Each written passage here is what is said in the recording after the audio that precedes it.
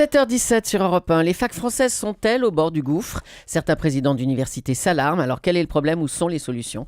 Thomas Soto. Et pour comprendre ce qui cloche à l'université, je reçois Jean-Loup Salzman. Bonjour monsieur. Bonjour. Vous êtes le président de la conférence des présidents d'université. Alors la présidente de la fac de Montpellier 3 a annoncé qu'elle allait avoir recours au tirage au sort pour faire le tri parmi ses étudiants parce qu'elle n'a plus les moyens d'accueillir tout le monde. Moi j'avais jamais entendu ça. C'est une première dans le monde de l'université ou pas ça? Alors, c'est un petit peu plus compliqué que ça. Il y a des filières qui sont en tension, par exemple le STAPS, Le sport le sport, oui, dans lequel, bon, évidemment, on ne peut pas mettre plus d'étudiants qu'il n'y a de place.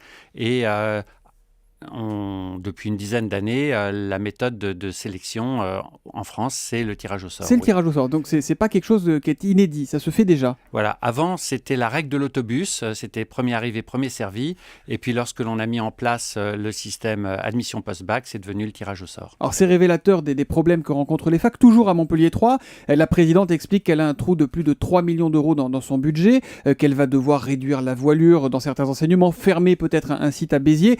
Comment est-il possible qu'une fac ait un déficit pareil? À qui la faute? Et là je parle vraiment au président de la conférence des présidents d'université. Alors, c'est une mauvaise gestion de la présidente? Alors, la situation budgétaire des universités est structurellement pas bonne depuis de très nombreuses années. Juste un chiffre pour que vous puissiez comprendre. Le standard international, c'est qu'un étudiant coûte plus cher qu'un lycéen. En France, c'est l'inverse. En France, un lycéen coûte à peu près 12 000 euros, alors qu'un étudiant coûte environ 10 000 euros. Et c'est encore plus criant pour les fameuses classes préparatoires. Et ça se fait au détriment de la qualité de l'enseignement ou pas, ce chiffre? Comment il faut le comprendre? Alors, donc, nous essayons évidemment de nous débattre avec notre budget. Nous faisons tout pour que nos étudiants n'aient pas à en souffrir.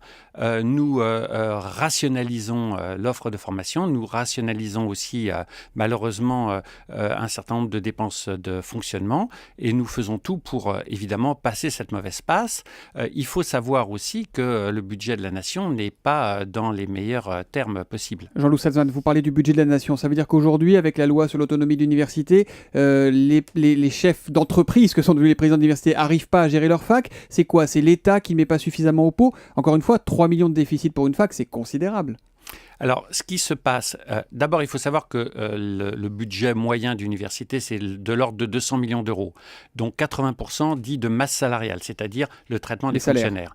Donc, il y a 5 ans, progressivement, l'ensemble des universités ont pris en charge la masse salariale des fonctionnaires qui était avant payée par l'État.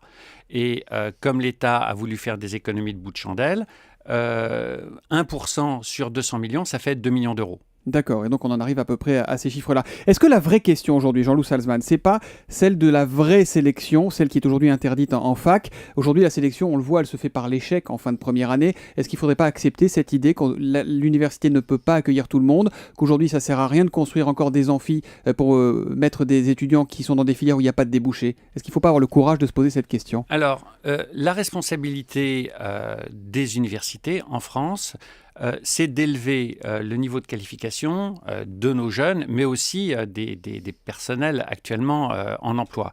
Et nous nous sommes fixés, le gouvernement s'est fixé, les universités se sont fixés un objectif, 50% d'une classe d'âge au niveau licence. Aujourd'hui, on n'en est qu'à 43%. Donc c'est certainement pas... Pardon de vous interrompre, mais ce qui compte, c'est quand même d'avoir une classe d'âge qui trouve du boulot en sortant. Tout à fait, tout à fait. Toutes les études montrent que plus on progresse dans les diplômes, moins le chômage est important. Et ça, quelle que soit la filière. Alors, notre responsabilité, c'est aussi, évidemment, d'éviter que des jeunes se mettent dans des filières dans lesquelles on sait qu'il n'y aura pas de débouchés. Mais il y a énormément de filières qui sont, ouvrez les guillemets, en tension.